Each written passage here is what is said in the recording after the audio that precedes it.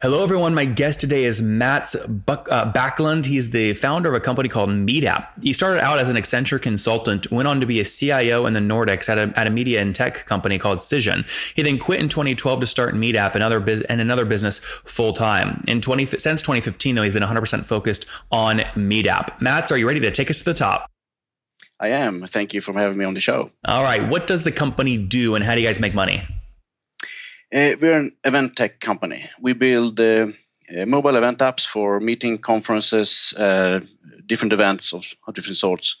So that means that we provide information, create interactivity, and improve networking at events. An event is typically an internal event or a customer event, partner event that our customers organize. So that means that we have a B2B business model, meaning we sell to the organizer of the event who purchases a license to use the app. Either they use an existing app and purchase one event in that one, or we build their own white label app for them. And it's either they purchase a single event and just use it once, or maybe come back next year and use it again, or as we prefer, of course, they sign up for a subscription and use the same app for many events over the year. And Mats, what is your average customer, would you say, pay on average per year for this? If it's a subscription, on average, they pay between $400 and $500 a month. Okay. And when you say if it's a subscription, what's your revenue breakdown between subscription versus one-off? It's about 2/3 are subscription. Okay, so that's actually not bad for this kind of space. I know a lot of these kind of companies really struggle with churn, and it's actually usually not a SaaS company; it's a one-time fee kind of thing. Yeah, I agree. The thing is, if you look at it from outside, you would say you might only want to sell subscriptions, but the nature of an event is that it's a one-time thing, meaning our way of getting new subscription customers in is to get them onto a single event, and then if they like it, and they do often, they come back and want a subscription. So it's a way of getting them in to sign up for a subscription. And once they're in as subscription customers, we have a really good retention rate. So our customers like the product. What's really good retention? What's the actual rate? We have, if you look at logo churn, how many actual customer names we lose, I would say we have a churn of maybe 10 to 15% a year, or 1.5% per month. But revenue is a lot lower because it's the customers who leave us are small customers who don't use that very much. Yep. So what's revenue? What's revenue churn? It's about half that, I would say. Okay, so about 7 to 8% gross revenue churn per year. Gross, yeah. That's great. And then what's net? I don't have an exact number for that, but it's positive. I mean, of course it's positive, but do you mean above 100%? What I mean is the customers that upgrade and use our solution more compensate for whatever we lose, if I put it like that. Yeah, so that would mean that you're above 100%, but I'm curious how far above. Yeah. To be honest, I don't know. No, I'm not sure about that. Yeah, and just to be clear that we're measuring the same thing. So if you go back a year and you look at everyone that signed up in October of 2017, and you fast forward to today, 8% of the revenue has churned. However, that same cohort has upgraded way more than 8%. So net revenue retention on that cohort is more than 100. Yes. Exactly. That's great. Very good. And put this on a timeline for me. So when did you launch the company really full time? Well, we launched it back in 2011, but as you mentioned, we started working with this full time maybe from 2014 or so, and starting to hire people to bring into the company. So we built it up. Me and my co-founder Marcus started with. At the time, we had other sources of income and built this on the side. But the first 2 or 3 years. So when we actually started full time, we could the revenue from our customers could pay our salaries and whatever costs we had, and we have built it since then. And I'm curious, when you did decide to go full time in 2014, what was the revenue about per month? That's a good question. 2015, we had a total revenue around $200,000. 14, I don't remember. It was maybe half that. Okay, so maybe 100 grand, and then 250 in 2015, and then fast forward to today. So what are you doing per month today? It's about or above $100,000 a month. Okay, 100,000. I mean, so that's pretty healthy. So 100,000 per month, and you said earlier that it's about a $400 ARPU on those people paying monthly, which puts your customer count at about what, 250? Well, not really. It's a bit lower than that because you also have the setup fees. So we have subscription revenues of maybe 70,000. Oh, I see.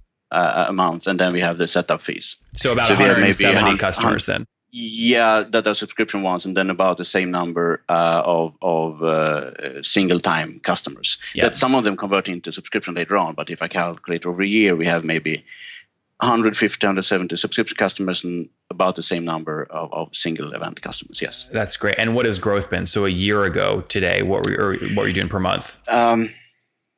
We have been able to double our revenue the last couple of years. This year, maybe not. Maybe in absolute terms, we'll have a higher increase, but in percentage, maybe not 100%. So let's say we will grow with maybe 70% this year. Okay, so that means you were maybe doing what, like 50 grand a month about a year ago, something like that?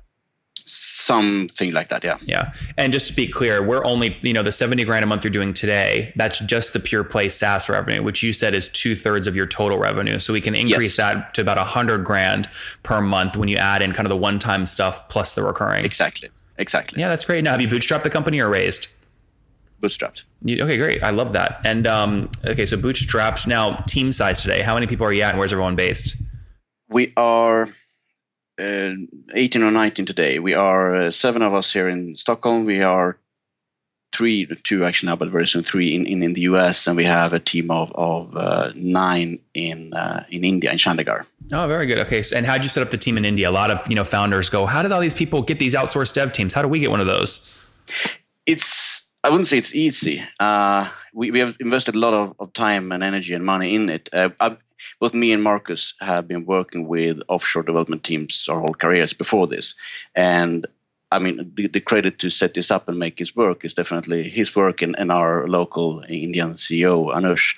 But I think the key to succeeding in having an offshore team is that you need to really invest in, first of all, getting the right people in, of course, but also invest in getting them to understand the product, the business, so that they can actually think for themselves and make and question and come up with good ideas. We will never be able to give them detailed enough instructions for them to just code whatever we tell them, but you have to invest in making sure they really understand the product, the business, and are familiar with what we are doing. Yeah. So 19 people in Sweden and other remote locations. And then what are you spending to acquire one of these customers fully weighted?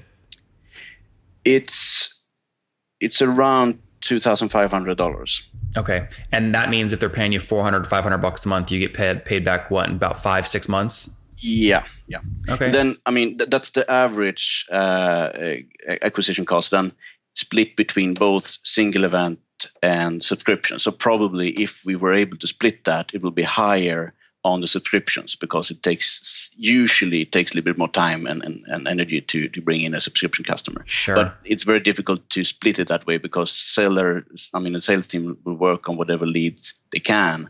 And so if we split the whole cost on all the deals we do, that's the cost. Yep. And I mean, how are you going from 100 customers to 150? Where are you finding the 50 more customers? You mean the sources of leads and how are you getting customers? Well, the most customers comes in through our website. They contact us, and we spend a lot of time and energy and money on making ourselves visible through search engines and of course advertising. How much per month do you spend on ads? Sorry. Total. Too little, I would say. We want to increase it, but it's probably, let me think, $2,000 to $3,000. It's too little. Yeah. Okay. And on that $3,000 though, if your CAC is $2,500, that you're spending that money and only getting one new customer from it typically. Well, I'm not following you. You said your CAC was $2,500, and then you just told to acquire one customer, and you just said you're spending about 25 or $3,000 a month. So you're getting one new customer per month from that spend. Well, in the CAC, I include also the sales salaries and all the marketing efforts we do and so on. So maybe 2 or 3. The AdWords spending is just a small portion of that. Yep. I mean, the search engines actually, I mean, the organic search actually bring in more leads than the ads. So like what's a top search term you want to make sure you're number one for? I would say event app. Of just event app. And that does well for you. Pardon? And that does well for you. Yeah, it does. Yeah. But there's also conference app. There is interactivity at events. There are also a number of other search terms that we need to be visible on. Yeah. And I was going to say, like, it's extremely competitive keyword. You have All in the Loop, Crowd Compass, Double Dutch, Expo Pass. And I don't see you guys actually listed on the front page anywhere. So like, how do you make sure you always stay on the front page? Well, that's different on different markets, obviously. So the US would be the most competitive one. I see. And then that's why we also need the ads to be visible in the US. I see. So if I had just done that Google search in Sweden, you guys would be on the front page. Definitely, yeah. I see. And it's also a product that's kind of, it helps us because our product is visible to lots of potential buyers. I mean, it's used at a conference where not only internally at the company, but at the conference where the participants come from many different organizations. They see the app and they actually contact us and say, I like that app. Could you tell me more about it? Mm-hmm. So that's actually an important channel to get leads to. The product in itself is visible and our name is there as a powered by thing. Yeah, very cool. Yeah, the powered by stuff works nicely, huh? Yeah, it does. Okay, very good. Let's wrap up here with the famous 5. Number 1, what's your favorite business book? One I like is one called Crossing the Chasm. I don't remember who Crossing the Chasm about marketing. Chasm, yeah. Yeah. Jeffrey Moore. Yeah. Number 2, is there a CEO you're following or studying? No, not really. Okay. I mean, I read a lot about them, several of them, but not in one in particular. And number 3, what's your favorite online tool for building the business? I'm not sure it classifies as an online tool, but we built our whole business on Microsoft Azure and the Microsoft SaaS suite or cloud computing. That counts. Number 4, how many hours of sleep do you get every night?